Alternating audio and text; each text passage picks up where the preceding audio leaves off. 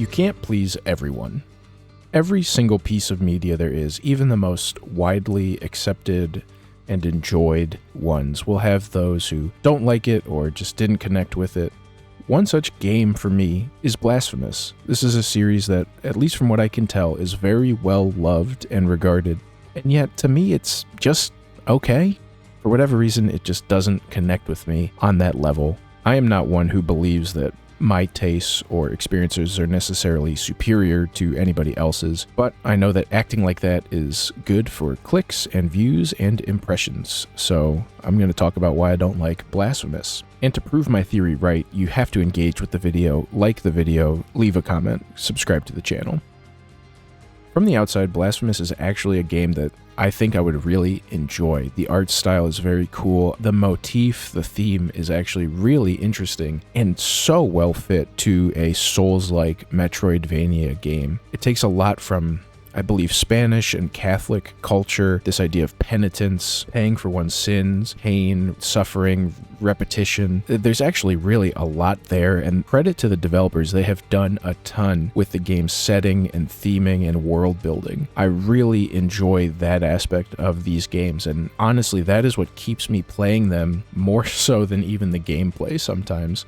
I'm not super well versed in all of the real world inspiration that they are drawing from, but from my perspective at least, it feels like there is a lot of really clever interpretations and representations of a lot of those things in the game. Now, I've played Blasphemous 1, but it has been a while, so I don't really remember the story so much from that, but I felt very similarly having just played through Blasphemous 2, so I'm going to focus more on that, but really my comments kind of apply to both games in the series. Story-wise, though, in Blasphemous 2, you play as the penitent one, and there is something going on in this town, a miracle that people are talking about. I guess a metaphor for, like, some kind of god figure. There's somebody's pregnant, and there's a baby that's going to be born, and it's going to, I don't know, bring a new age to the world or something. I don't know why I struggle with this so much. I felt the same in Nine Souls. I feel the same in pretty much every Souls-like Metroidvania game. It's like my brain just shuts off. I don't know if I just want to play the game and explore the world and do the combat, but it's like all in one ear out the other. So this is all just kind of my general gist. I'm sure I'm getting it wrong. People in the comments let me know what the story's about. But effectively, to get to this baby, to this birth, to this miracle, you've got to first kill these 3 bosses that are holding up the city. They'll lower the city down, and then for some reason there's these 5 birds that you have to release from cages, and to get the keys to those cages you have to fight 5 more bosses. So there's 8 sort of main bosses in the game. To fight them, of course, you have to Metroidvania your way through the city, unlocking new movement abilities as you go. There's a lot of shortcuts that are locked in kind of the original Dark Souls sort of way, where you have to go through the whole area and then, hey, look at that, the area ends right where it begins with a nice little shortcut.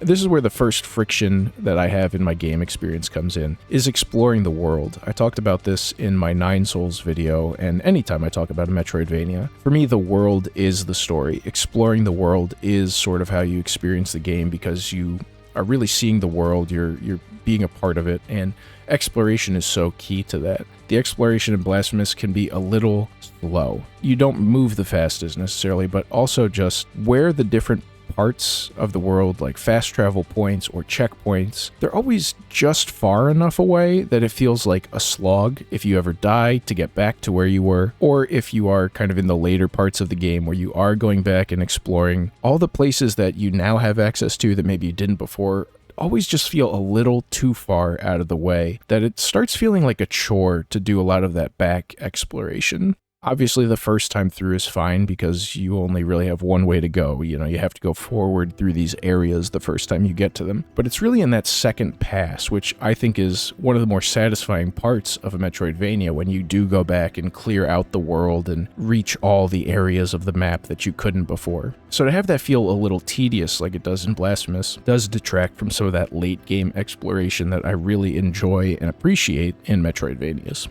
The combat as well in Blasphemous is a little unique. I don't think this is necessarily Blasphemous's fault. I think they're trying to do something a little different with their combat. You do have a slide kind of dodge move, but unlike most Souls games, and I think this is where I have the biggest hurdle when it comes to the game, you aren't necessarily invulnerable. You can slide through some enemies, but then others you can't. Some projectiles you can, others you can't. You can't slide through projectiles on the floor, but you can slide through them in the air. There's just a lot of rules, and those rules are not really well explained, to the point that even towards the end of the game, I was doing things that I thought I could do to not take damage, and was still then taking damage from attacks.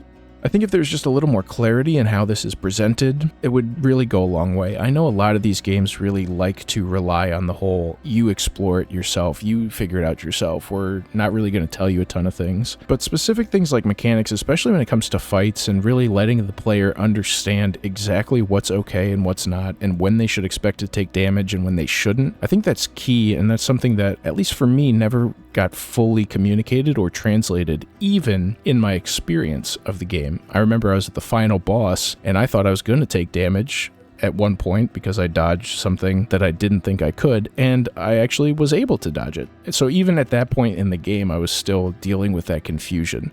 One of the bigger hangups I had in Blasphemous 1 was its combat as well, being just a little slow and clunky. Again, not a huge deal. I think if you look back at even the older Souls games, those were a lot more slow-paced and deliberate. But when you combine it with this side-scrolling nature, it's really easy to get either caught in a corner with a boss or feel trapped, and that clunkiness makes it feel even more frustrating. I think they tried to alleviate that in Blasphemous 2 by giving you 3 different weapons, each one serving a totally specific and unique purpose. You've got the flail that does a lot of damage but attacks really slow. You've got the little rapiers that are really quick and do allow you to kind of dodge and thrust, which essentially extends your dodge distance. And then you have the just sword, which is kind of the middle of the road. You can parry, you can attack, you do sort of medium damage at medium attack speed. I think they all serve great purposes, and it was nice to sort of have that flexibility. But then it almost fell into kind of the problem of almost too much choice. It felt very clear each specific enemy had one specific weapon that was ideal to use against it. Some enemies attack from a distance, so you can use the flail for them because it's got a long reach, and you don't have to worry about them closing the gap. Other enemies move really quick and try and get in close for combat, so you'd want to use one of the other 2 weapons since those have parry abilities. I think this was good in theory, but then in execution, you now have this weird frenetic nature to combat when there's multiple enemies, especially, of trying to swap through your weapons really quickly to get to the right one, while also still having that sort of slower, more methodical pacing to the combat and movement in general. I felt like they kind of clashed at times, and there was a lot of frustration there that got built because of that sort of clash and trying to quickly change weapons or attack quickly, but the system itself the framework is more slow-paced, deliberate. All this said, I wouldn't even necessarily call these games bad. I still played through both of the Blasphemous games all the way through, did all the stuff in them, and for the most part, enjoyed myself because of the world building, because of the setting they've created, and the game is functional. It runs well, it does what it intends to do. I just don't necessarily connect with what it intends to do, I think, as well as so many other people have. So I think if you really kind of understand what you're getting into, if you understand maybe some of the differences and how this game tries to set itself apart from other games in the genre, I think you might really appreciate it. But just be aware that there are some things that I found detracted from my overall experiences, which would make me say these games are good, but not great. But what do you think? Are these games masterpieces? Are they the best in the genre? Let me know in the comments down below. Drive that engagement. If you liked the video, like the video so that YouTube knows. Maybe consider subscribing to the channel. What other games are like this for you? Maybe games in a genre that you really love, that you love the genre, everybody else loves this game in the genre, and for whatever reason you don't personally connect with it. I'd love to hear it in the comments, and I will see you all in the next video.